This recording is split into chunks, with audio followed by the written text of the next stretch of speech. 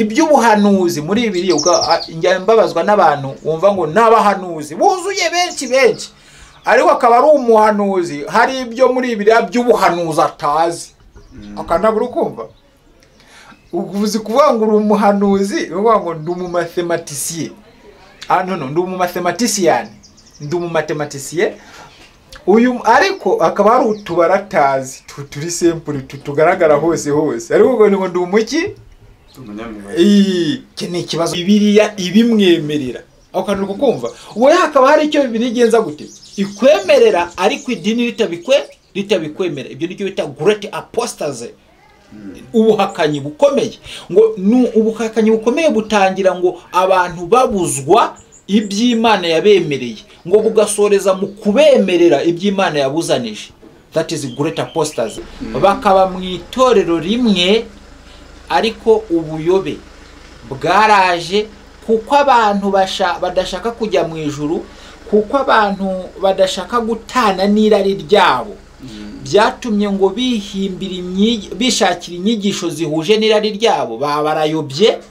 Mu gitabo cyitwa Yesu mu gitabo cya Timoteyo igice cya mu rwambere rwa Timoteyo igice cya 4 umurongo wa 3 haranditswe ngo guhera ku murongo wa mbere handitse ngo ubwiriza abantu ijambo ry'Imana, ugira umwete mu gihe gikwiye no mu kidakwiye, uhane, uteshe, uhugure, ufite kwihangana kose no kwigisha, kuko igihe kizaza batazihanganira inyigisho nzima. Aho ndahasurinya kuko igihe kizaza batazihanganira inyigisho nzima, kuko amatwi yabo azaba barya yifuza kumva ibibanezeza, bo bazigwiriza bigisha bahuje n'irari ryabo, kandi baziziba amatwi kugira ngo batumve ukuri.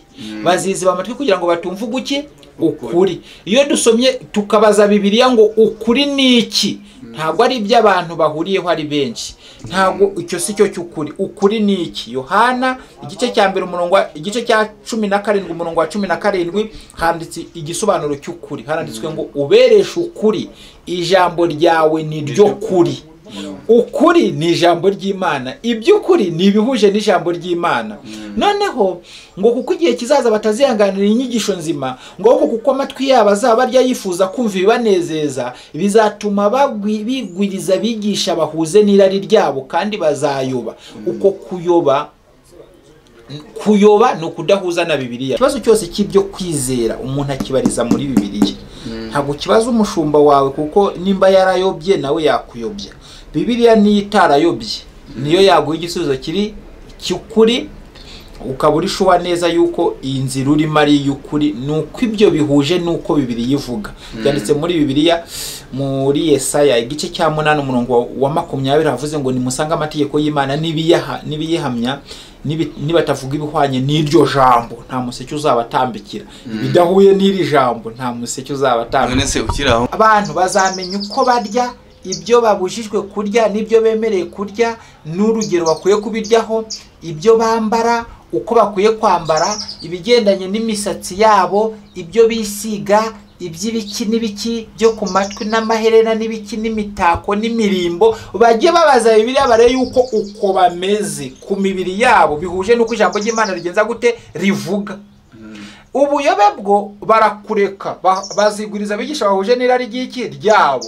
Abatabibuzanya bazabayoboka babandi babifite. Yego ubwo nawe uri kumva icyerekezo. Basature baminine nimba rukumini simbizi uko ndabyita. Uko nguko ibyo nibigaragaza ukuri n'ibinyoma bibiri biso. Nk'ubu mfasha ngavuga ngo uyu munsi ndakubyaye, ubaye umwana wanjye ndakubyaye. Iyo logique uri kuyumva? Ni umuntu mwe musanzwe muri kumwe, umusanzwe muhorana, umunsi umwe ukidumbukiza ukamubwira ngo ubu ndakubyaye ubaye umwana wanjye. Bibiliya abantu ntibazajye bavuguruza Bibiliya, ahubwo baje bamenya ngo Yesu ni umwana w'Imana ate. Tubaze Bibiliya itubwire ngo bwa bumana bahoranye mu ijuru. Mbere na mbere hariho jambo, kandi jambo yari Imana, yahoranye n'Imana. Ibiho byose byaremwe nawe. Muri Yohana igice cya 1 umurongo wa 2. Umunsi umwe bicaye aho bari ntumpazi, ariko umurongo niko bivuze, uravuga ngo umunsi umwe Imana ibwira umwana, iramubwira ati ibwira umwana wayo, ariko iramubwira ati uyu munsi ndakubyaye ubaye umwana wanjye. Ubwo niko umurongo uvuze. Dusaba Imana dusenze tuvuze, Imana ikadusubiriza mu nyandiko dusomye. Iryo hama abantu bazaryumve kandi baryiteho.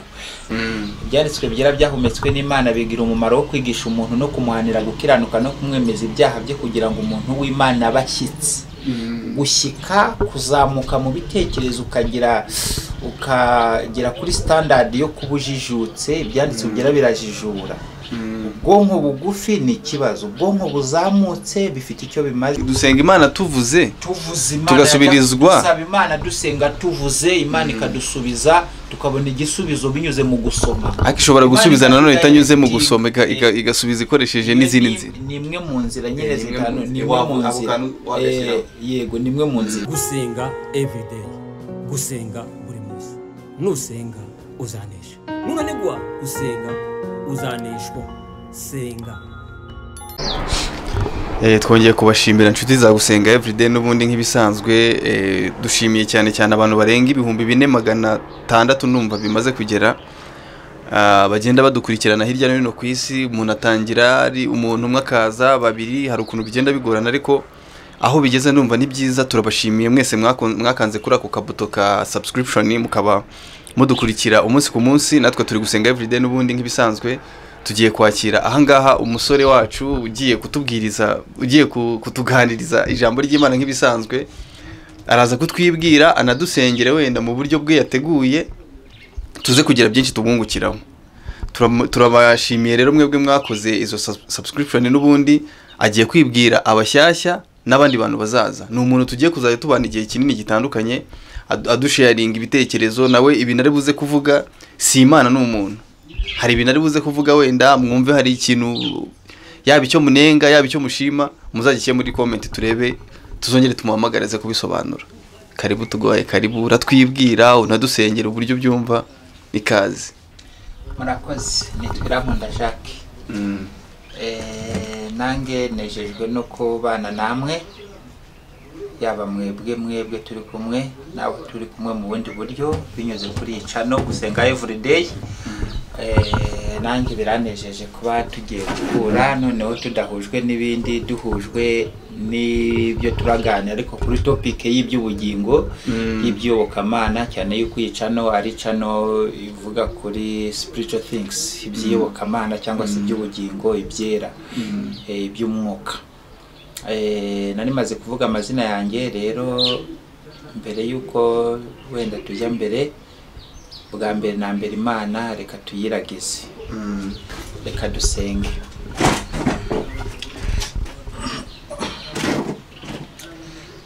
Turagushimiye Data wera, turaguhimbaje kuko watugiriye neza, izina ryawe niragwa icyubahiro. Waturinze imitego n'ibitero bya Satani by'uburyo butandukanye. Turacyahumeka kuko Satani ntiyabyifuzaga, izina ryawe nirishimwe. Uduhaye amahirwe kugira ngo tuganire kubyerekeye n'ibyawe, utube bugufi kugira ngo turengere ibyawe aho kubirwanya, mu izina rya Yesu, amen. Ni karibu tuguhaye ikaze, ugiye kutuganiriza. Numva hari topic wateguye ugiye kutuganiriza hijyanye n'umwuka. Ni umwuka wera w'ukuri. Yes. Ubwo bivuze ngo iyo uvuze ngo n'umwuka wera w'ukuri, nuko hari n'umwuka wera n'umwuka utari w'ukuri. Niba nawe wita wera utari w'ukuri. Turabisoma turanafatanya. Bwa mbere ikiza, Imana buriya inezezwa nuko abantu bayo bajijuka. Hari ubwo yigeze gwira umuhanuzi iramubwira ati ubwoko bwanjye burimbutse buzize kutagira ubwenge. Yego.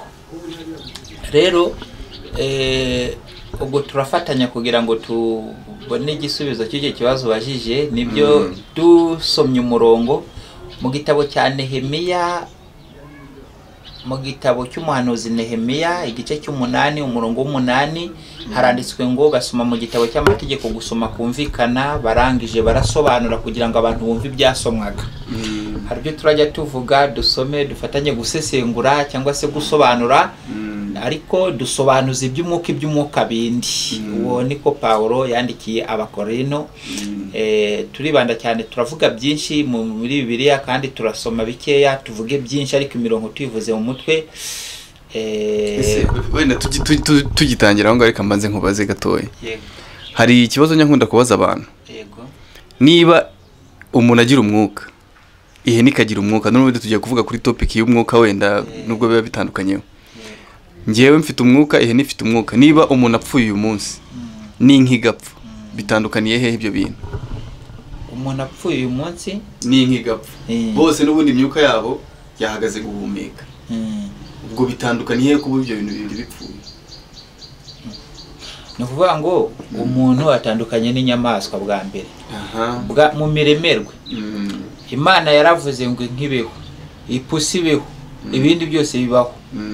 Ariko specifically mu buryo bw'umwihariko umuntu we aremwa mu buryo butandukanye n'inyamaswa n'ikindi icyo ari cyo cyose. Imana ifata umuntu imurema mu cyondo, irakibumbabumba, iremamo mu iforomo ishaka, irangizemo Imana imuhumekeramo umwuka. Ubwo bivuze ngo ubwoko bw'umwuka umwene muntu ahumeka cyangwa se umwuka w'Imana mu muntu utandukanye n'umwuka ubeshaho ya nyamaswa cyangwa se iyo myuka ibiri atandukanye muri make.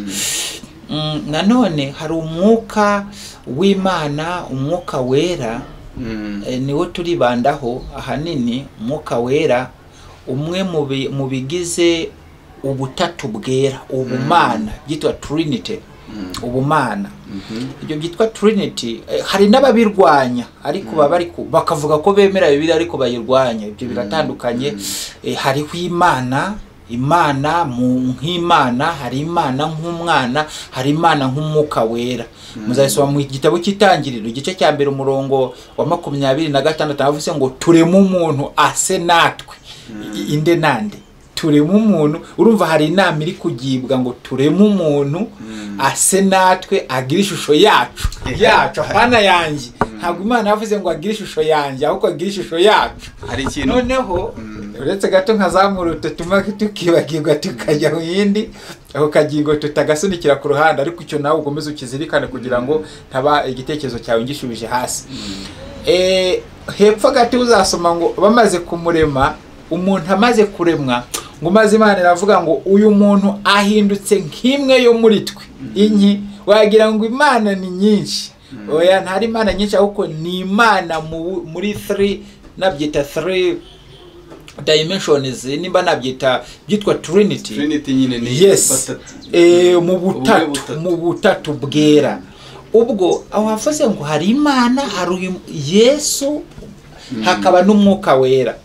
Ibyo byibumbiye hamwe byahozeho, biracyariho, nibyo bifasha mwene muntu, nibyo byaremwe mwene muntu. Imana na Yesu n'umwuka wera ntibitandukana.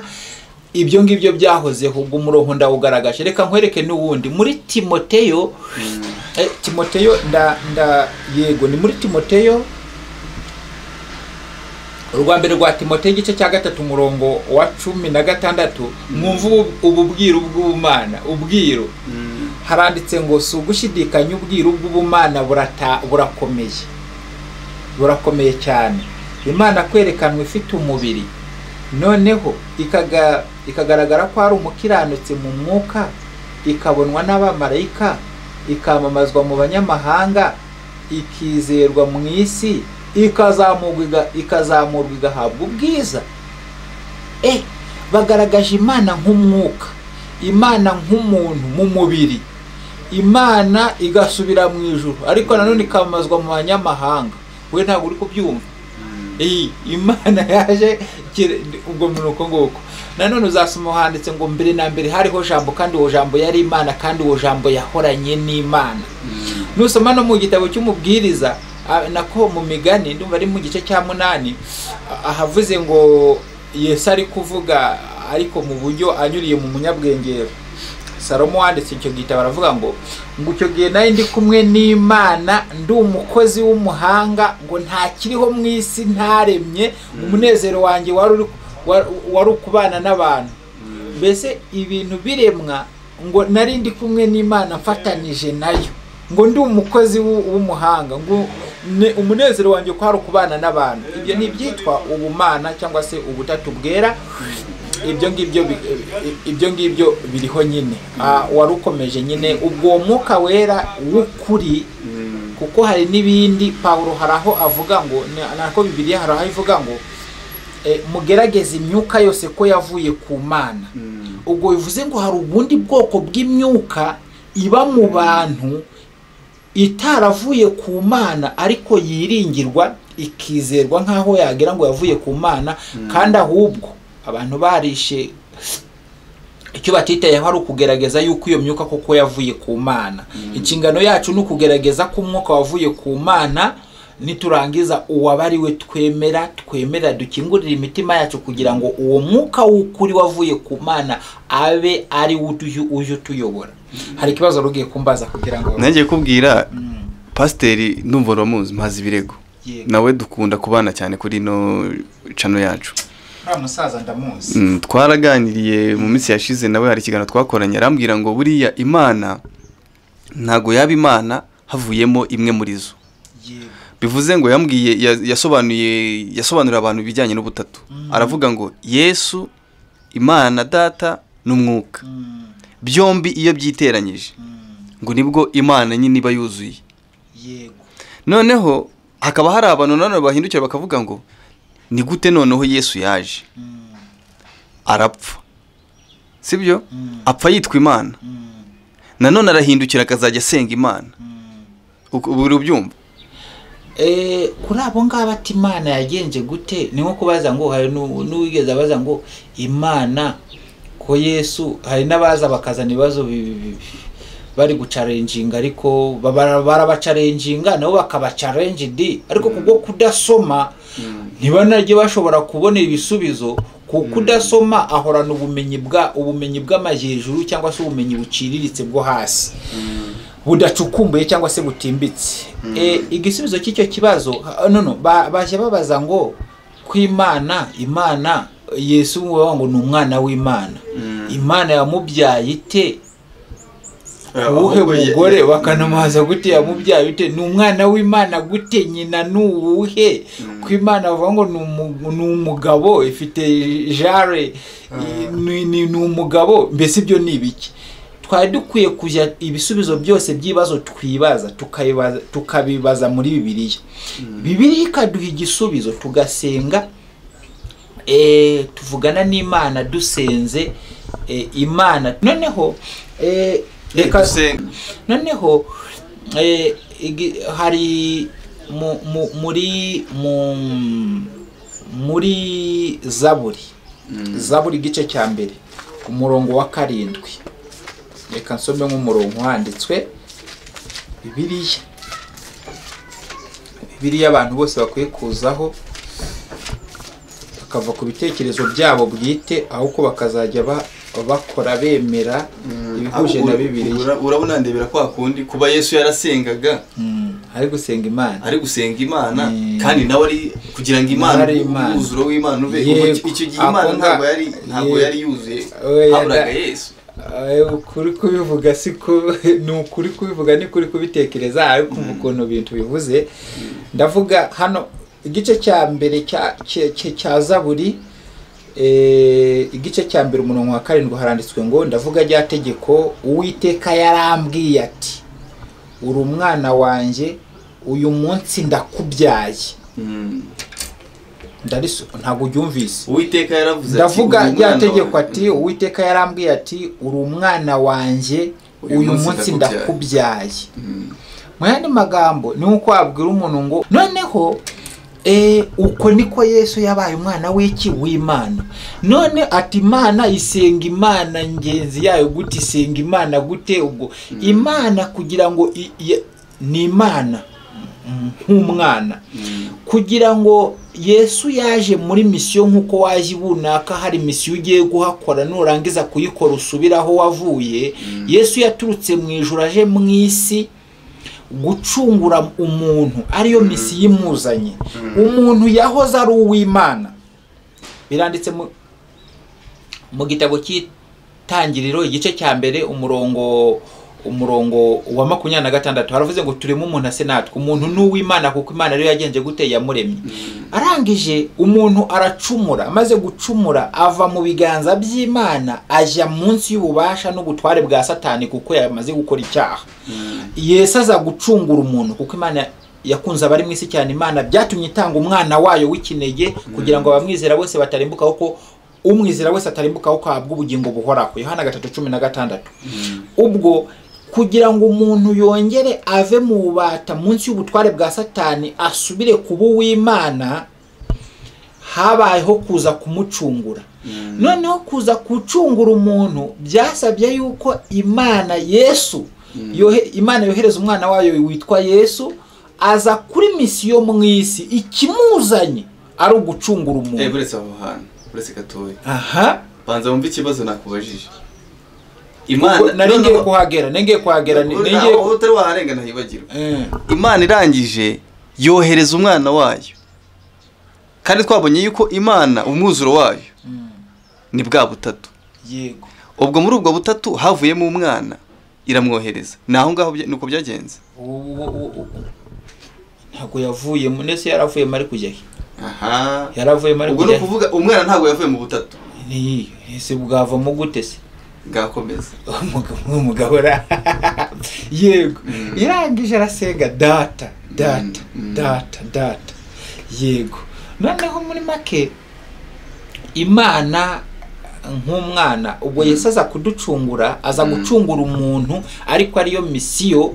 Ubwo no gusenga kwe asenga zabisaba no muri Yohana igice cya 17 ahari isengesho Yesu yasengeye abigishwa be ubwo yendaga kubasiga. Yakunze gusenga ati data. Ubwo wenda numva nari ngushubije nimba nta kindi kibazo, reka mite tuza kuri topic neza tutadevia cyane. Kuko topic cyangwa se icyerekezo cy'ibyo tugiye turi kuganiraho nibigendanye umwuka wera w'ukuri.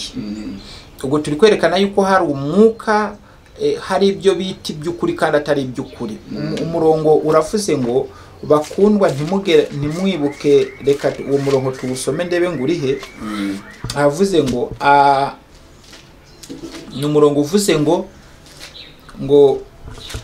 numurongo utubuza kwishuka ngo dutekereze yuko imyuka yose yavuye kuki ku Mana. Kwanza nawe uvuze nkitangira, imyuka yose ntiyavuye ku Mana ahubwo mugerageze imyuka yose ko yavuye kuki ku Mana. Ubwo bari kwerekana yuko hari ubuyobe buza nabwo bukaza buzanye ubwoko bw'imyuka, abantu bakayizera bazi ngo bizeye ibivuye ku Mana kandi ahubwo ari bihimbana. Twe tugiye kwerekana iby'ukuri bivuye ku Mana, umwuka wera w'ukuri wavuye ku Mana, kugira ngo abantu aba ari wo tujya dusaba, ari wo tujya tuyoboka, ari wo tujya mbese dukurikije conditions zawo, tube turishuwa yuko ari wo dufite ni mu buryo buhuye nuko ijambo ry'Imana rivuga. Ngaho noneho nanjye reka nkubaza ikibazo.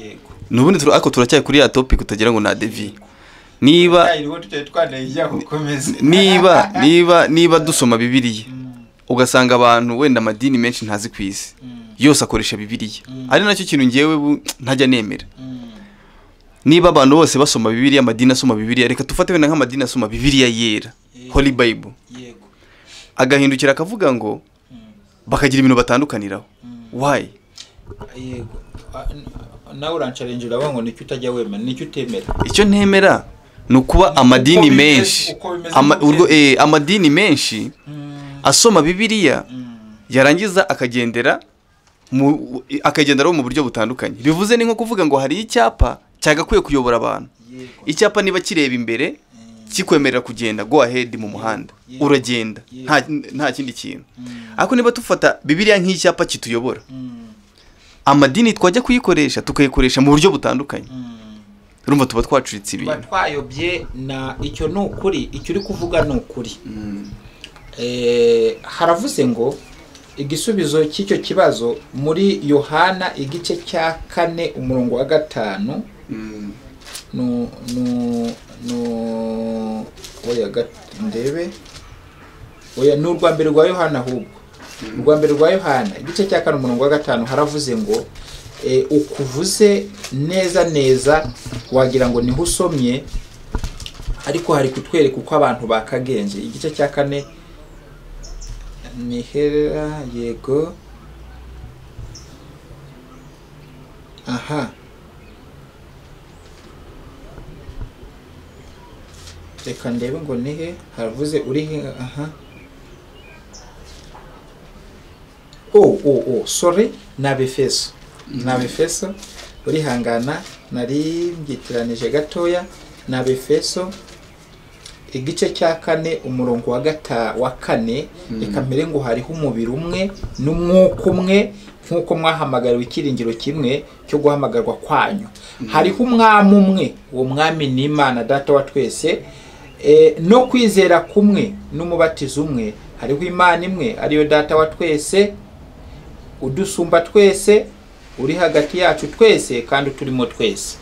Bibiliya ni nkuko yakavuze ngo ubw'Imana ari imwe, ijuru akaba ari rimwe, Bibiliya akaba ari imwe, kwizera kwakabaye kumwe, umubatizo ukaba umwe, abantu bakaba intama z'Imana, abantu bose bakaba bari anda ya Bibiliya, bose biteguye kumva no kumvira icyo Bibiliya ibabwiye n'ukuri. None iyo abantu bari gukora bari kuyoboka Imana urugero ndakoresha uno murongo dusomye ngo hariho Imana imwe harimo kwizera kumwe n'umubatizo umwe. Uraza ngo ubw'Imana ari imwe, iyo Mana ni data wa twese, iyo Mana turayishama muri Bibiliya tureba iyo Mana yariyo.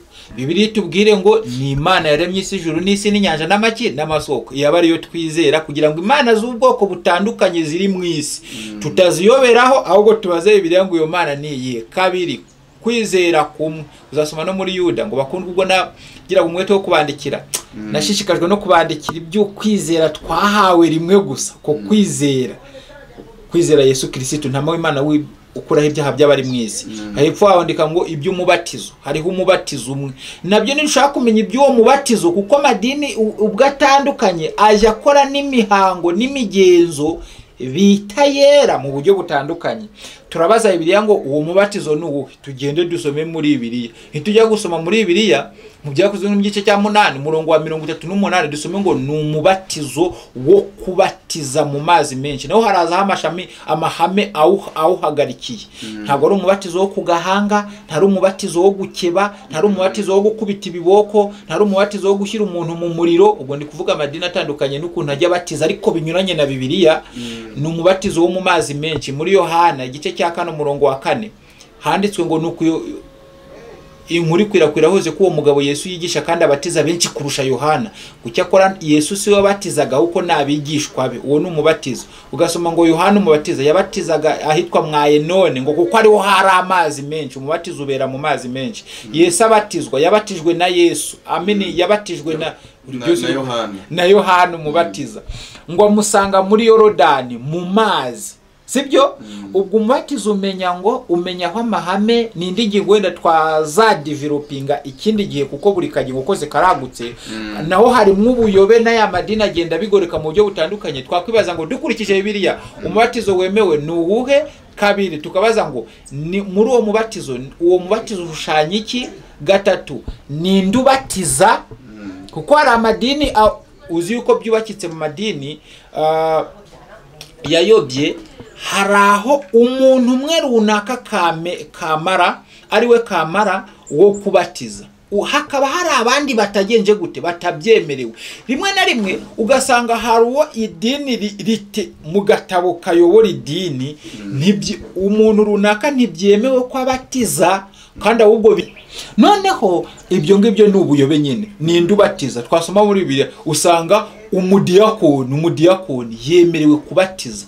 Muzayisoma mu Byakozwe mu gice cya 9 umurongo w'10. Umudiyakoni aho ni mu Byakozwe mu gice cya 8 umurongo wa 36 kumanura uwitwa Filipo. Nujya mu badiyakoni 7 banditse mu Byakozwe mu gice cya 6 uzasoma ngo mu badiyakoni harimo n'uwitwa Filipo. Uwo mudiyakoni niwe wabatije inkone. ibyo bita Ethiopian eunuch, umunyetiyopiya w'inkone.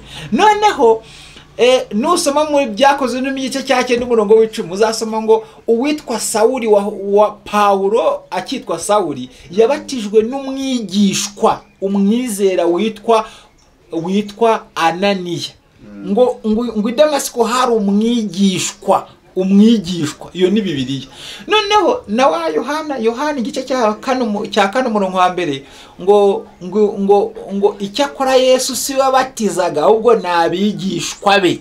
Ugasoma ngo n'abigishwa bemerewe kugenza gute kubatiza, ariko ugasanga mu madini ntibabyemereye. Egare ibyo nibyo bita ubuyobe. Ubuyobe ni ukunyuranya na Bibiliya. Ukuri ni uguhuza na Bibiliya, kuko ukuri ni ijambo ry'iki, ni ijambo ry'Imana. Atayo madini avukake nuko abantu badashaka kumva inyigisho nzima, ahubwo amatwi yabo ari kubajya, bashaka kwihuriza kubihuje n'irari ryawo. Mu yandi magambo, ubuyobe bushingiye ku mashami abiri.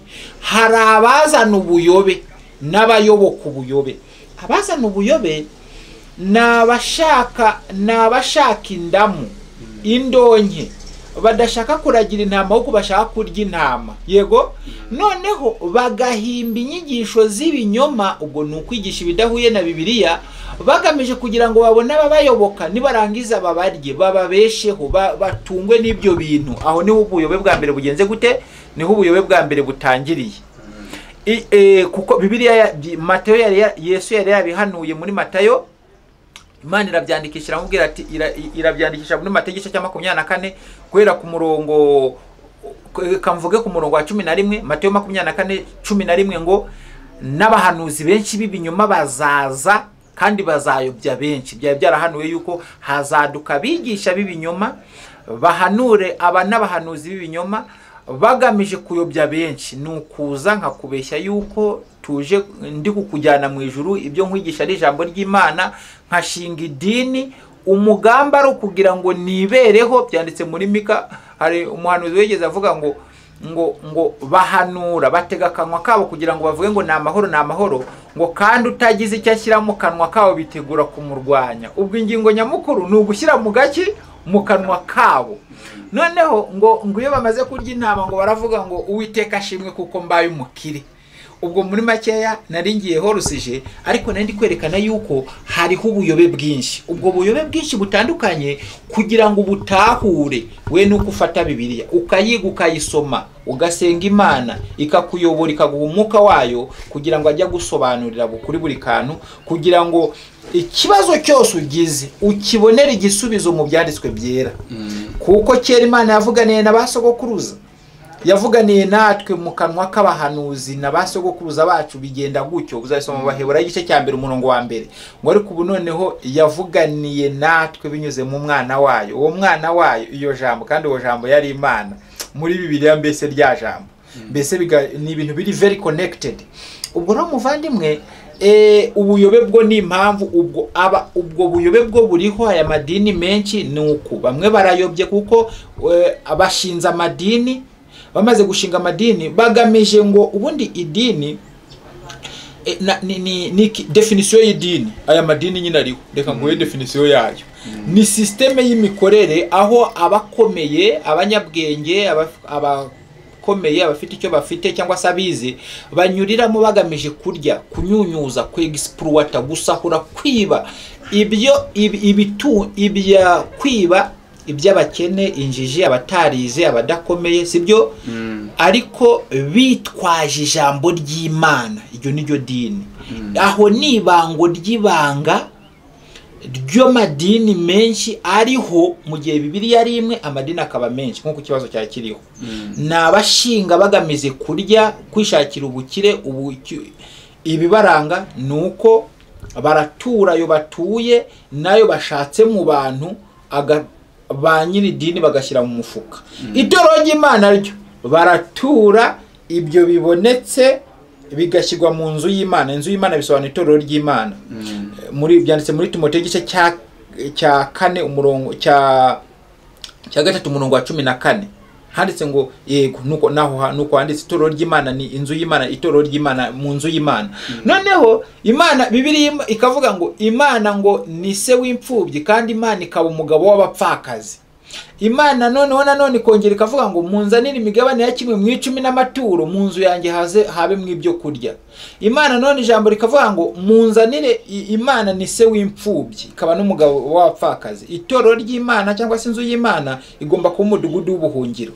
Izo tamu zindi kuzana wizihanganire. Umudugudu w'ubuhungiro aho abadafite shinge na rugero, ababuraye, abakene, abadafite ubagaburira, abo ngabo baze mu itorero ry'Imana. None Imana ibwira abanyetorero ngo muzane imigabane ya kimwe mu 10 mu nzu yanjye habe mu ibyo kurya. Imana ibirye oya, kuko mu nzu y'Imana harimo ababuraye no hanze yabyo harimo abambaye ubusa, kugira ngo bya bindi biribwe n'aba bantu b'Imana bahungiye mu itorero ry'Imana, itorero y'ibinyoma. Noneho idini yayobye bya bindi bitunzwe bituwe nako bijya bihemba aba bandi ba nyiri dini, barabifata bakabitwara, ubwo akaba ari byo bibabeshejeho, ntibihabwe imfubyi n'umupfakazi. Ibyo utagira ngo nta magambo yanje, turabisoma mu Gutegeka kwa 2 igice cya 26 umurongo wa 12 haranditswe ngo numara kurobanura kimwe mu 10 cy'ibyo wejeje mu mwaka wa 3 ari wo kurobanura mu kimwe mu 10 cya byose, uzaje ubitumira umurewi, umusuhuke w'umunyamahanga, n'impunzi ariyo mpunzi, n'imfubyi n'umupfakazi n'umukene, kugira ngo bariri wawe bahage. Cya 10 n'amatero rukumva ba nyiracyo. Aha mu madini yandi yayo byo kugira ngo ujye yashyiraho akamenyetso. Bibiliya ikubwiye yuko ari ikimfubye n'abapfakazi n'abakene n'abadafite shinge na rugero. Mu madini ni cya pasitoro n'uwashinje na nyiri dini. Ako tukiraho ngaho. Aha Ku by'Abalewi icyo hari hakiri mu isezerano rya kera. Tumaze kwambuka noneho dusobanurire twambutse, ariko turacyari n'ubundi kuri cya cyigisho cyo kuvuga ngo umwuka w'ukuri. Biratangaje cyane iki kiganiro rero, kiragorana ariko ntaribi. Umurewi nshuti yanjye, umurewi rero, Abalewi hari mu isezerano rya kera bivuze neza. Abalewi bari abatambyi, bari abakomoka kuri Lewi, bene Lewi. Imana yaratoranirije umurimo wera wo kuyobora no gukora ibitambo, gutamba ibitambo babitambira ubwoko bw'iki, ubwoko bw'Imana. Abanyabyaha bakoze ibyaha bagombaga kuzana igitambo cy'itungo n'ibindi kugira ngo baze babitambe. Ibyo bitambwe n'abakozi b'Imana bitwa Abalewi. Abalewi urakoze. Abo ngabo nibo bari bashinzwe iyo nshingano yitwa gutamba ibitambo. Nicyo bari bashinzwe, nta na gakondo bagiraga, ubwo ntibahingaga, nta business, nta gupagasa kundi, bari batunzwe n'uwo murimo w'icya 10 n'amaturo kugira ngo nabo babeho.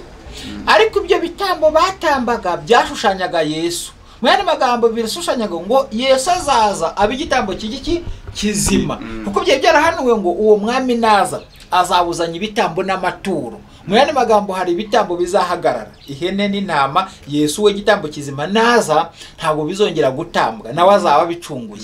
None icyo gihe Yesu araza, amaze kuza ibitambo birahagarara. Mu Baheburayo uzasoma ngo nuko ubw'ubuturo bwera bwahindutse, n'amategeko agomba kugenza gute, n'amategeko agenga ubuturo agomba guhinduka. Uyo niko mu Baheburayo havuga. Noneho ubwo Yesu agarutse, ibitambo birahagarara kuko amaze kubambwa ku musaraba. Iyi murimo w'ubutambyi ubugenje gute, urahagarara. Uzasoma muri Petero ngo namwe mu bwoko bwera, ishyanga ryera, abatambyi b'ubwami. Kuko wibuka umwenda wari ukingirije ahera watanyutsemo kangahe? 2. Bivuze ngo umuntu wese noneho ahawe ibyitwa ibyo priesthood, ubutambyi. Ntago bukiri bahungu bakomoka kuri Lewi gusa, ahubwo Abisirayeli gusa. Amen, yes. Ahubwo bibaye bya twese, yego, kuko Yesu atugejejeyo. Niko Bibiliya ivuga ngo abatagombaga kugera hera, ahubwo twagejejwe hera n'amaraso yande, n'amaraso ya Yesu. Ubwo noneho biba gutyo. Abatambyi ubuyobe n'ubuhe rero? Yesu we gitambo kizima, uwo ibitambo byashushanyaga aha abonetse, ibitambo byarahagaze. Kuko uwo byashushanyaga agenze gute, ahagaze. Ubwo n'umurimo w'ubutambyi wari urangije manda. Icyo wari ubereyeho cyari kigeze ku ntego, yego. Ubuyobe, Abayuda ntibamenye abatambyi, Abayuda ntibamenye ko Yesu yaje, wa wundi Mesiya bavugaga ntibabimenye. Ujya wumva banavuga ngo umwenda barawusanye, yego, ariko rega ibyo byose urumva ni inyungu zabo, ni ku nyungu zabo baravugaga bati noneho namara kuza imirimo twakoraga urumva twebwe aka kanya twabyumva, ariko igihe byabaga ibaze kuza bagata bavuga ngo wenda n'urugero tuvanyeho ingoma yo kuba nyine presidential, kuba tutora perezida tubivanyeho, mbere na mbere perezida uriho aka kanya icyo kintu agomba guhita kirwanya kugira ngo hatagira ikintu kimuvana ku buyobozi. Bwa mbere kugira ngo twe tutayoba ntituzaye dushyiramo amarangamutima ya kimuntu, ahubwo tujye tusobanukirwa uko Bibiliya ivuze, niho tuzajya dukura ukuri. Dore igituma abantu bayoba, ndagisoma mu rwa mbere muri Mariko igice cya 12 umurongo wa 24. Mariko 12:24 haranditse ngo Yesu arabasubiza ati aho si cyo gituma muyoba kuko mutamenya ibyanditswe cyangwa ubushobozi bw'Imana. Hari impamvu ebyiri zituma abantu bayoba: kutamenya ibyanditswe no kutamenya ubushobozi bw'Imana. Abo kuko batari bazi bya Mesi ukuntu bizagenda, babe barajijwe kuri byo, babifite ariko baragenje gute bayobye. N'ubu abantu bafite Bibiliya ariko iri kwerekana inzira ariko barayobye banayifite. Yego nabo Yesu arababwira ati aho si cyo gituma muyoba kuko mutamenya ibyanditswe cyangwa ubushobozi bw'Imana. Kutamenya ubushobozi bw'Imana urayoba, no kutamenya ibyanditswe ugenza gute urayoba. Yego rero abo barewe mu gihe cya kera, ibyabo byarangiranye naki? Ibyabo byarangiranye n'ingoma ya Kristo, no gutambwa no kubambwa ku musaraba kwa Kristo. Abuzanye ibitambo n'amaturo, ubwo n'abari bashinzwe gutamba ibyo bitambo imanda yabo yari irangiye. Yego ubwo aho ngaho noneho niba yari irangiye, hanyuma ubu ngubu hariho iki? Tumaze gusoma nshuti yanjye, reka tujye muri Petero. Muri Petero uyu murongo, ariko uyu umuntu avuze umurongo mu mutwe umuntu agiye mugira ngo ntawe usomye, reka tuwusome. Rwa mbere rwa Petero, ubu hariho iki? Rwa mbere rwa Petero igice cya 2 umurongo w'9. Ariko mwebweho mu rubwoko bwatoranyijwe, abatambyi b'ubwami, ishyanga ryera, abantu Imana yaronse kugira ngo mwamamaje isimwe giye yabahamagaye, ikabakura mu mwijima ikabageza mu mucyo wayo w'itangaza. Kera ntimwari ubwoko, ariko noneho muri ubwoko bw'Imana. Kera ntimwarakababarirwa, ariko noneho mwarababariwe. Ubu hariho system ku bwa Yesu Kristo, iyo ngoma inyuranye n'iya kera ya gitambye. Ubu umuntu wese kera babwirizaga abari bashinzwe ngo nabatambyi, nabagabura, nabakozi b'Imana gutyo, bari abantu runaka bari specific. Ubu noneho ubu umuntu wese umaze kwemera ubutumwa bwiza, umuntu wese ukunze Yesu, umuntu wese mbese umuntu wese wemeye ubutumwa bwiza akamvuge gutyo, ahawe inshingano yo kujya ibyo amenye kwihutira kubimenyesha abandi. Urumva bitandukanye na kera. Yesu aravuga ati nahawe ubutware bwose mu ijuru no mu isi, nuko mugende mu mahanga yose muhindure muhindure abantu kuba abigishwa, abemeye mubabatize. Mugende mu mahanga yose mubwiriza, muhindure abantu kuba abigishwa, abemera mubabatize mu izina rya Data wa twese n'Umwana n'Umwuka wera. Bwa butatu nabwo buraje ngo mubigisha kwitondera ibyo nababwiye byose, dore ndi kumwe namwe kugera ku mperuka y'ibihe. Noneho abo batumye Yesu muri Yohana igice cya 17 aravuga ngo abatumye babandi ngo ari kubasabira mbere yuko abatuma, yarabwiye ngo sinsabira ababonye kuko ndasabira n'abazizezwa n'ijambo aba bazavuga. Mu yandi magambo Yesu avuze ibintu ndabyumvise, nange ndagiye mbishyiye abandi nabo barabyumvise. Buri wese aranyanyagiye abishyiye abandi nabo barabyumvise. Abo bose tuba turi gukora wa murimo w'ibwiriza butumwa, bitandukanye na cyagiye cyo mu butambyi. Abantu ko abari babishinzwe bagara abantu bari specific bo kwa bene bo kware abare umugani wawe abarewe. Ubwo rero urumva aho ngaho biratandukanye. Twakoresha iyi tekinike ubuhe buryo kugira ngo iyi topic tuyizeho ntitongeye kudeviya ku zindi ngingo runaka? Tuzabishakira umwanya kugira ngo wenda reka nkwemerere ugire mu minota nk'ingahe dusigaranye, wowe ube open none uvuge. None kindi ariko nanone kwiga neza no kubaza birimo. Ntago igituma abantu banayobaha bapfa kwigishwa n'ibinyoma ntihagire n'urekarama n'udisikita ku ngingo. Iyi jambo ry'Imana abantu bari bakwiye kurijyaho impaka ntacyo bitwaye, ariko bazanye imirongo atari ibitekerezo byabo, kuko ibitekerezo by'abantu n'ubupfu ku Mana. Rero nshuti yanjye, umwuka wera w'ukuri muri Yohana igice cya mbere, mu isi harimo ibintu byinshi cyane birimo ubuyobe. Ubwo igituma ukuri kuza cyangwa se kwigishwa ni ukugira ngo abantu bamenye iby'ukuri byari byo babiyoboke. Muri Yohana igice cya 14 umurongo wa 15 haranditswe ngo nimunkunda muzitondera amategeko yanjye, nanjye nzasaba Data azabaha umufasha wo kubana namwe ibihe byose, niwe mwuka w'ukuri. Niwo mwuka bwoko ki w'ukuri. Ntibishoboka ko abisi bamuhabwa kuko batamurora kandi batamuzi, ariko mwebweho muramuzi kuko abana namwe kandi azaba muri mwe. Hepfo 10:21 ufite amategeko yanjye akayitondera niwe unkunda, kandi unkunda azakundwa na Data, nanjye nzamukunda mwiyereke. Bibiliya iravuze ngo nimunkunda muzitondera amategeko yanjye, nanjye nzasaba Data azabaha umufasha wo kubana namwe, niwo mwuka wera w'ukuri. Imana kera Yesu ataraza, Imana yabanaga n'abantu bayo binyuze mu ihema ry'ibonaniro. Uzasoma ngo mundemere ubuturo bwera nture hagati muri mwe, mu Kuva igice cya 25, bandemere ubuturo bwera nture hagati muri mwe. Sinzi niba nibeshye, bashobora gusanga nibeshye, ariko naho ngaho ubuturo bwera burimwe. Imana muri rya hema ry'ibonaniro, Imana yari iri in the midst of them, murimo ndani. Noneho Yesu aje nawe araza, ubwo bwa butatu turi kubwibuka. Yesu aje nawe abana nabo. Yego, Imana iri mu ijuru, Yesu araza ku isi abana nabo. Arangije abona iminsi misiyo yiri kugera ku musozo, amaze kubambwa no gucungura mwene muntu, asubiye mu ijuru. Ariko yibuka ko hano ku isi wajuru wishime, nawe wasi wewe ugushije ishyano, kuko umwanzi Satani yakumanukiye afite umujinya mwinshi, azi yuko afite igihe kibi. Yesu umukunzi wacu yibuka yuko agiye gusiga abigishwa be ku isi, ariko iyo si iriho Sekibi Satani.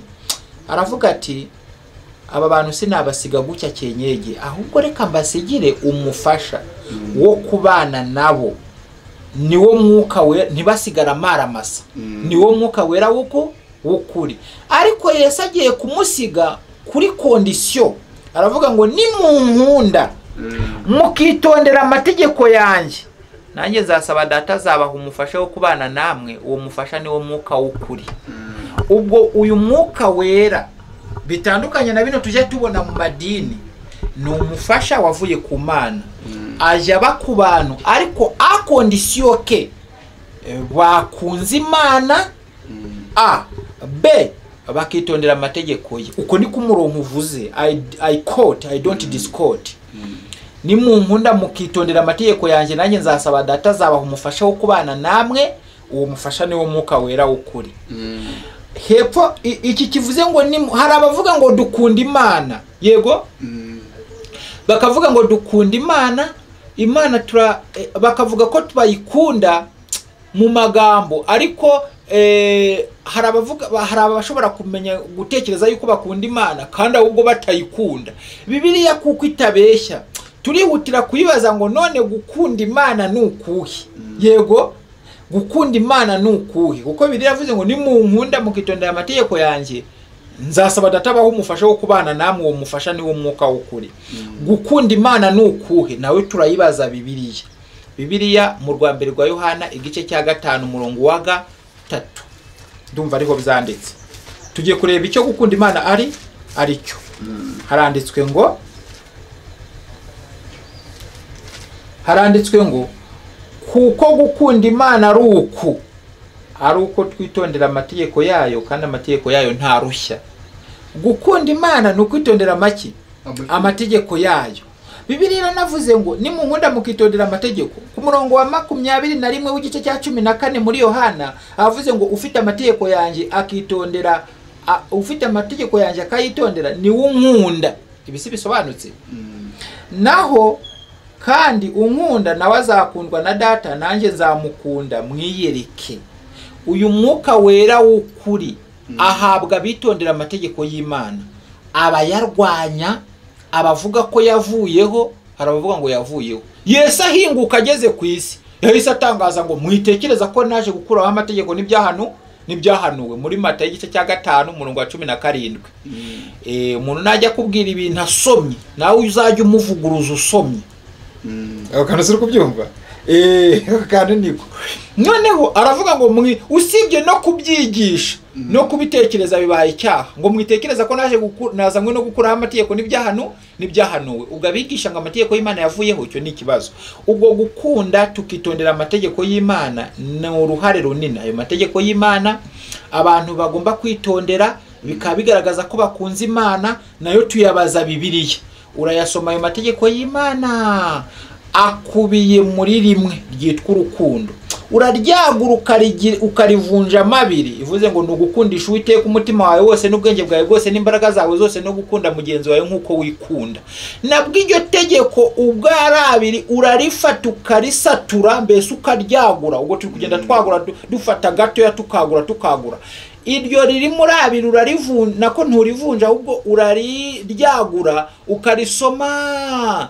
Na amategeko 10 yitwa Decalogue, na amategeko 10 yari yanditswe ku bisate bibiri by'amabuye Imana yahaye Abisirayeli, yahaye Mose ngo azanira Abisirayeli. Noneho harangije ayo mategeko yaragabanije mu byiciro bibiri. Harane ya mbere, irya mbere, irya kabiri, irya gatatu, irya kane yerekeraga relationship hagati y'umuntu n'Imana, imibanire hagati y'umuntu n'Imana. Naho iya kabiri, irya gatanu, irya gatandatu, irya karindwi, irya munani, irya cyenda, irya 10, ubwo na 6 aya nyuma yerekana hagati y'abantu n'abandi, imibanire hagati y'abantu n'abandi n'abagenzi babo. Kuko irya mbere riravuze ngo ayo mategeko uko ari 10 abantu bitondera bakaba bakunze Imana. Ni irya mbere ravuze ngo ntukagire izindi, ribuzanya kugira izindi mana mu maso y'Imana. Irya kabiri ribuzanya kurema ibishushanyo bibajwe. Ravuze ngo ntukiremere igishushanyo kibajwe cyangwa igisa n'ishusho yose iri hejuru mu ijuru cyangwa hasi ku butaka cyangwa mu mazi yo hepfo y'ubutaka. Ntukabyikubita imbere, ntukabikorere, kuko Uwiteka Imana yawe ndi Imana ifuha. Iryo tegeko rirakomeje.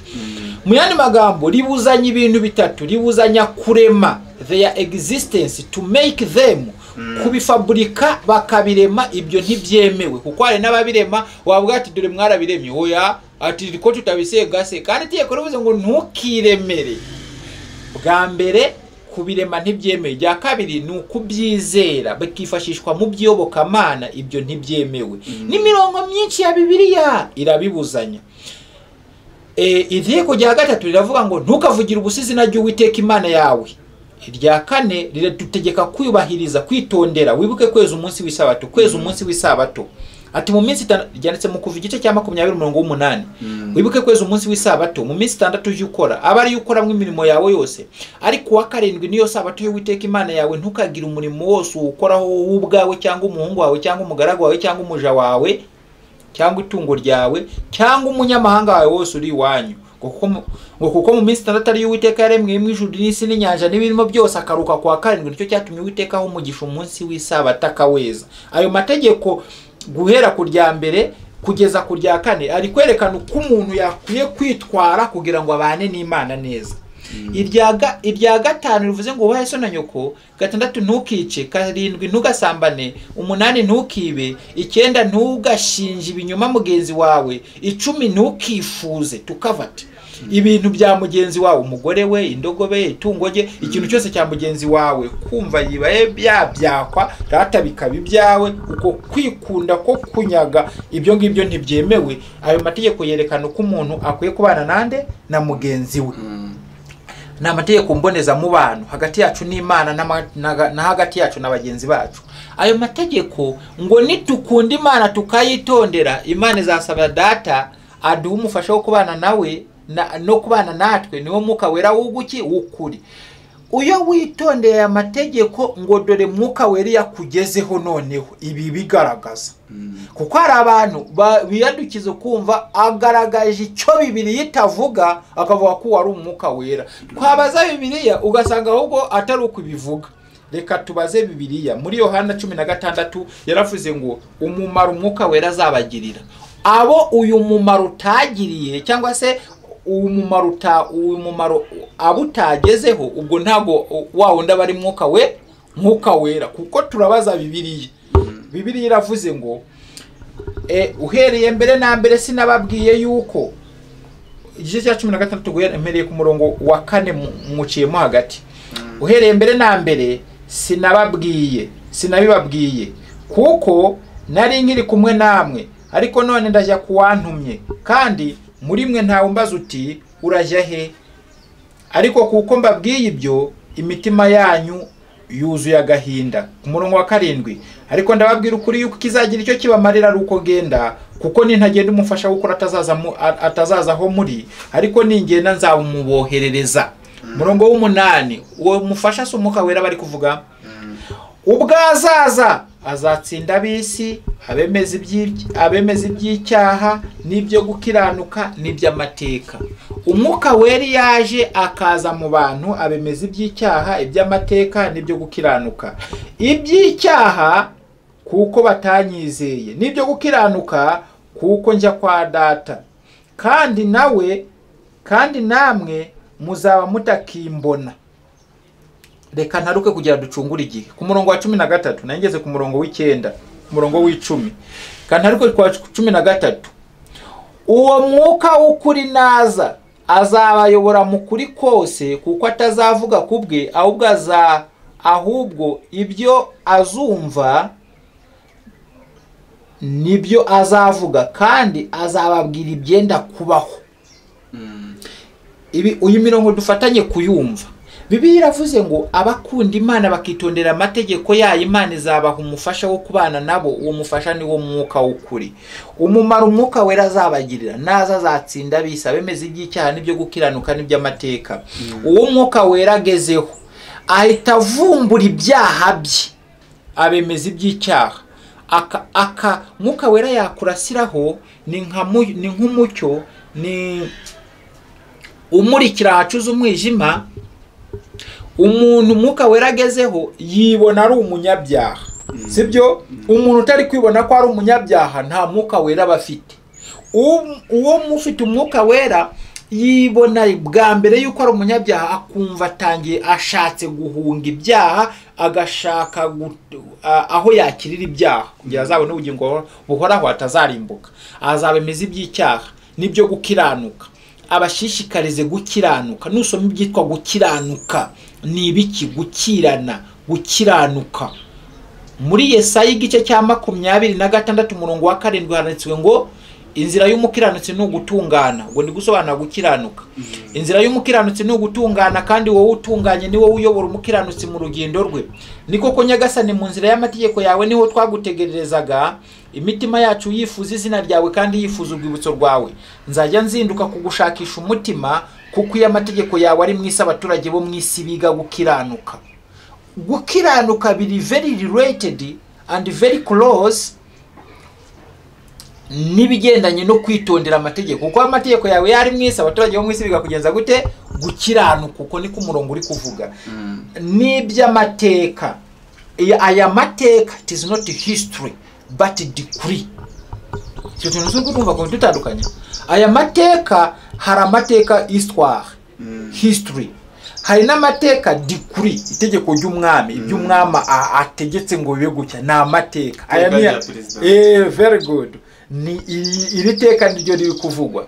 Noneho aya mateka ari kuvuga ahangaha ni bigendanye n'amateka azacibwa. Mu yandi magambo n'urubanza. Umwuka wera yakugezeho akwibutsa ko vubaha hari urubanza ruzaza. Bibiliya iravuga ngo ibyo abantu bavuga, ibyo bakora bazabibazwa ku munsi w'amateka. Umwuka wera agutera kwitegura urubanza kugira ngo ubwi Yesu azaza azasange twiteguye, tutazatsindwa n'urubanza tukazarimbuka. Kabiri, ngo uwo mwuka wera w'ukuri naza azabayobora mu kuri kose. Abantu bagira ubumenyi bwose bw'ukuri, nta na kimwe bahishwaho, yaba ukuri n'ijambo ry'Imana. Ibyo muri Bibiliya byose abantu babigiraho ubumenyi, yaba ibya temperance n'ibyo kwirinda, niba biboneka muri Bibiliya abantu babigiraho ubumenyi, azabayobora mu kuri kose. Yaba ibyo ni ibya temperance, byo kwirinda ubwo kwirinda ni ibyitwa temperance, ni ukumenya ibyo wemerewe.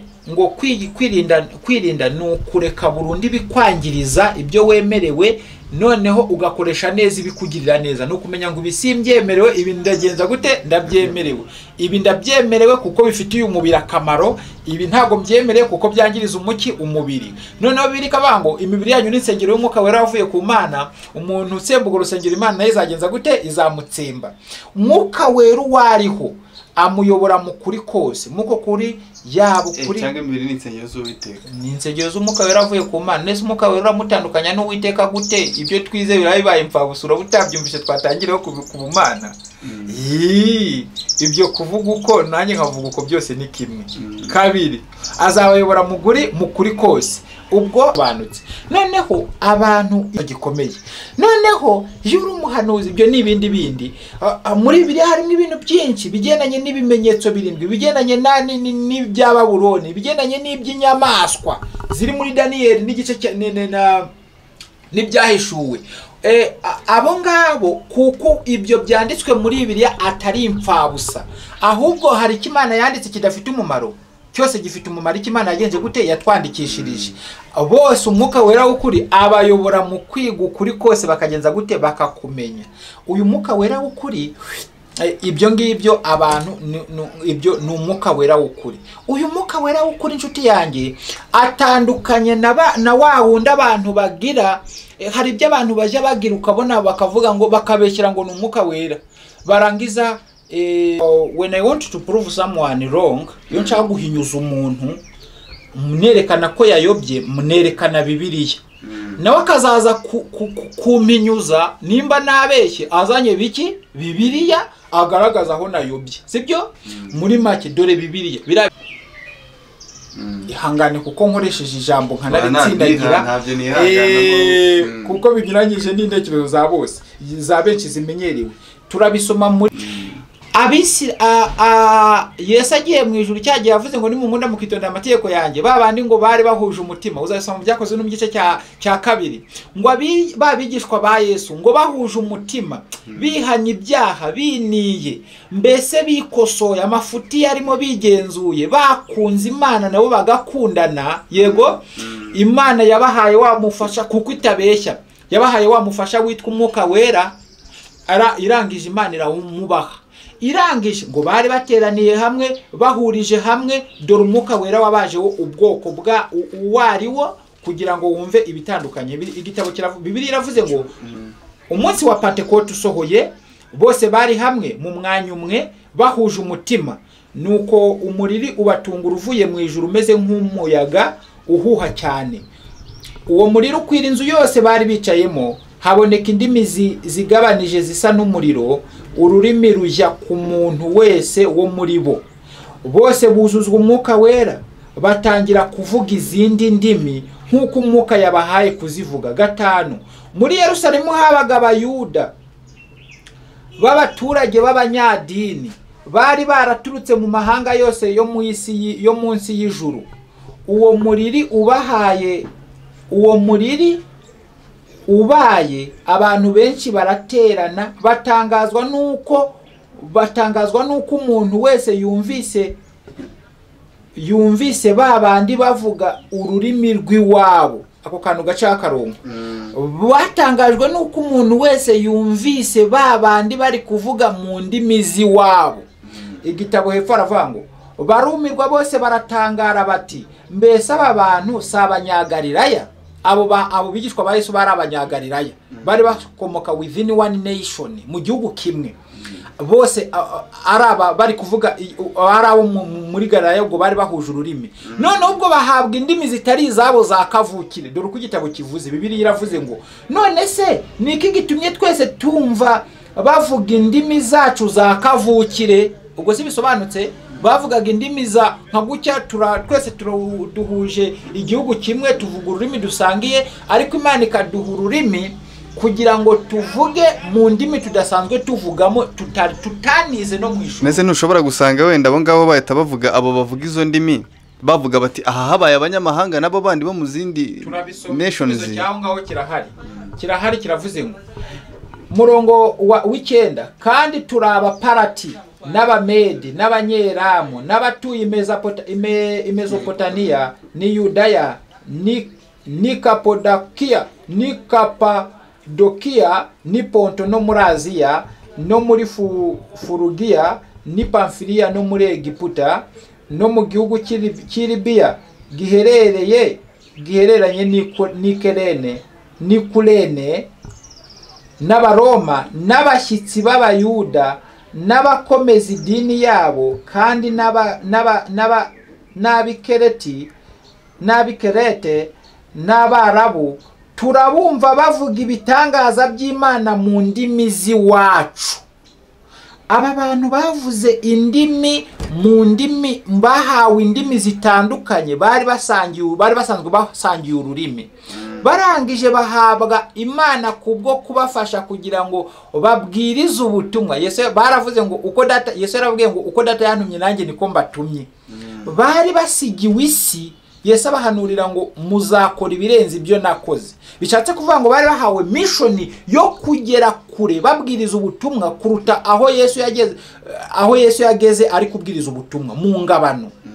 Noneho Imana itangira ibaha umwuka wera. Uwo mwuka wera buri wese aramuhabwa. Noneho ngo aho hari hateraniye, bari bateraniye abo mu bihugu bitandukanye twamaze kuvuga bitandukanye. Noneho bagiye babona abanyagalilaya bose, buri umwe akabona umwe ari kuvuga ikirimi kiwabo n'undi kiwabo n'undi ruwabo, sibyo? Ni nkuko bari hano twese duhuje umutima, turi abana b'Imana, twese tuvuga ikinyarwanda, ukabona noneho ariko hari abanyamahanga batwegere dushaka kubwira ibitangaza by'Imana, dushaka kwigisha iby'ubutumwa bwiza. Imana ikaduha umwuka wera, tugasenga Imana ikaduha umwuka wera, ikakumarunira igishinwa, ngiye ikama igifaransa, undi kamuha icyarabu, tutarigeze tubyiga. Petero we ntiyarazi gusoma no kwandika, so kubyumva bamwe bari abayobya, abandi peasants, abahinza, abantu bakenyeje, abo bantu badafite ibyo bakora bisobanutse bizwi. Noneho buri muntu wese ahabwa ururimi, undi agahabwa nk'igishinwa, undi agahabwa icyongereza, undi ahabwa indimi zitari za kavukire. Imana irazibaha bakazivuga. Noneho babandi batangazwa n'ukuntu bari kuvuga indimi zabo. Ngurwo ururima umwuka wera yageze ku bantu baragije baravuga. None abo bantu ntago wabajudging. Dore impamvu utahita ubajudging. Impamvu utabajudging nuko indimi ibyo bintu bari kuvuga utazi. Hari igihe bishobora kuba ari byo, ahubwo gukeka nyine impamvu mvuga ndi gukeka, sibyo? Tuvuge n'urugero, tuvuga ikinyarwanda, tuzi ikinyarwanda, wenda ufite notion ku cyongereza n'igifaransa kuko ribo badukolonije, tugira ibyo tumenyamo. Yego, bya bintu bindi tutazi hari igihe ushobora kusanga ari byo bari kuvugamo. Cyangwa nanone ntago ndi buvuge ngo ibyabo ni ukuri, yego, cyangwa si ukuri. Kubera iki? Indimi bari kuvuga kuko ntazizi, ahubwo ngewe ibyo bintu bavuze nzacungana n'izamu ryanjye mbigenzuze ibyanditse muri Bibiliya, ninsanga wenda n'izo ndimi bavuze ntazizi, nta kibazo. Igihe ari kuvuga wenda ibintu bitari bugire umuntu runaka bibangamira, ahubwo ikibi nuko yavuga ubutumwa bwo kuyobya. Uva akantu gato yangiye kuvuga ubwira gatoya. Uravuga ikiyobye, iyo uvuze ikiyobye ni ikidahuje na Bibiliya. Hari no kubeshya abantu, no uzi ko ushobora no kuyobya abantu, no kubagaburira, uri no kubafasha. Ahawe izindi ndimi kugira ngo babone kuko batigishijwe, batari bari abantu bari literate, batari bari izindi ndimi zo hanze, kugira ngo bashobore kubwirirwa bwa butumwa Yesu yabigishije, kugira ngo babivuge mu ndimi zabo z'abaturanyi n'abo hanze. Imana yabakoreye igitangaza, bahizo ndimi kugira ngo ubwo butumwa, gospel ministry yabo bigishwa ba Yesu of disciples ibashe kugera hanze, ibashe kugera mu mahanga. Noneho mu mahanga yose, muri buri shyanga, muri buri gihugu, bumva ubutumwa bw'Imana ariko mu rurimi rw'iwabo. Icyerekezo cyanjye, kuko wenda n'iminota twayikoresheje cyane, ni ukwerekana yuko umwuka wera w'ukuri ni uwuhe, ni uva ku Mana, ari mu butatu bwera. Ubwo butatu bwera, uwo mwuka wera yiteguye gufasha abantu bose, biteguye gukingura imitima yabo kugira ngo abagenze gute, abayobore, abashoboze. He is comforter, ni umufasha, adushoboza gushobora ibyo tutakwishoboza mu ntege nke za kimuntu.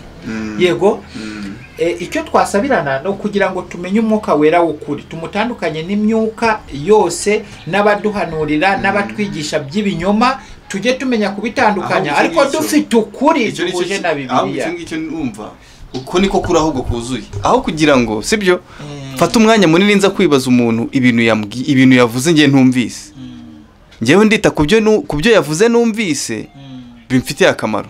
Kubera iki? No kuvuga ngo wa muntu wenda tuvuge Bibiliya yavuze yuko bari mu cyumba cyo hejuru, buri muntu wese ururimi rwamujeho. Ni nka bya bindi n'ubundi, kuko abantu abayuda n'abisirayeli muri rusange bumvaga yuko nibwo bwoko bw'Imana, nta bundi bwoko bwagerwaho n'ibyo bintu. Kuko buriya na Yesu nyuma yuko amaze kudupfira, amaze kugenda, hasigaye confusion mu bantu bavuga ngo bari bwo bwoko, uko biyumvaga amasoko ari kubeshya. Nyine ntago babeshyaga, nanjye nibyo mvuga. Ariko ibyo byari before yuko Yesu agira. Ako none Yesu amaze gupfa byarahindutse. Ako bimaze guhinduka bagakomeza bashaka gukomeza nyine kugira comfort yo kuvuga ngo baracyari bo, nta bandi bantu. Sibyo? Ari nayo mpamvu abayuda n'ubu aho Yesu yakuriye n'ubu baracyategereje ngo Messi. Uri kubyumva? Bishatse kuvuga rero n'ubundi ba bantu bazanye bavuga ngo wenda ngo okay, indimi zavuzwe ntago byari ibindi bintu, byari kugira ngo tumenye yuko nanjye umunyafurika nshobora ubwo butumwa nabubwiriza bwangeraho. Uwo mwuka wera ntago biri byabara bonyine, ntago ari ubwiru, nanjye wangeraho uko nabameze kose. Abo muri Tunisia bari baraho ngaho bumvise ibyo bari kuvuga, muri ibyo bita Ikurene, ni muri Tunisia. Abarabu, iki cyarabu cyaravuze, iki cyarabu cyaravuzwe, abigishwa baragihawe. Indimi zo mu Buraya nizo muri Aziya zitandukanye z'abari baraho barazihawe, kugira ngo ubwo butumwa bwiza bw'Imana babashe kugeza gute kubuhabwa, noneho babubwirize muri iyo ntuza. Ndikubona igihe kugushirana tudasenze, reka dusoze n'ubundi n'ubutaha none uhawe ikaze, tuzagenda tukwakira cyane. Nabishimiye, murakoze cyane. Murakoze, ndumva wadusengera ubundi tugatandukana, wenda tuzongera duhuzwe n'igihe. Reka dupfukame dusenge, kuko ariyo nyifata ikwiriye mu gusenga ibihe byose.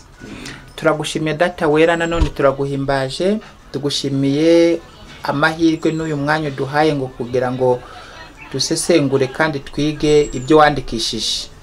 Aho twanyuranije n'ubushake bwawe, uhatwereke, ariko kandi uduhe gukunda ijambo ryawe no kwizera no gukora ibihuye n'ubushake bwawe nk'uko bihishurwa n'ijambo ryawe. Abayobeye kure y'ijambo ryawe Data ubagarure, kugira ngo baze bizere ibihuje n'ibyo wandikishije, kugira ngo nuhamagara amazina ukazasanga twese twaragukiranukiye nk'uko bikwiye, tuzimane nayo mu bwami bwawe. Uhira abazumva iki kiganiro, kandi twese utuyobore ku rufatiro rw'ukuri arirwo jambo ryawe, mu izina rya Yesu, amen. Gusenga everyday, gusenga buri munsi. Nusenga uzanesha, nunanigwa gusenga uzaneshwa. Senga.